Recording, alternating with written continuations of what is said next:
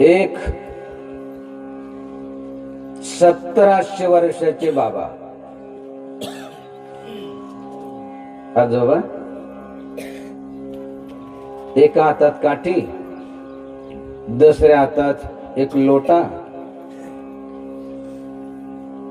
भरून घेतला आणि काठी टेकत टेकत गेले आणि एक आंब्याचं झाड होतं, त्याला पाणी घातलं. आजकालचे तरुण तिरस्कारयुक्त भावनेनं त्या आजोबाला म्हटले, बाबा कायचं झाड आहे? माहित होतं याला? असं नाही की माहित नव्हतं. कशाचं झाड आहे? म्हणे भाऊ आंब्याचं आहे. म्हणे मग त्याला फळं केव्हा येतील?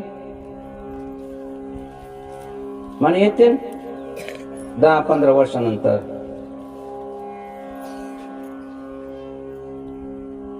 म्हणे मग तोपर्यंत तुम्ही जिवंत राहणार आहे का?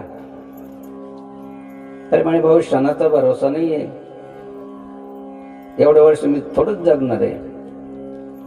म्हणे मग त्या आंब्याला काय उत्तर दिलं त्या बाबांना? भाऊ मी जे आंबे खातोय ते दुसऱ्यानं लावले होते, त्याचे फळ मी आज खातोय.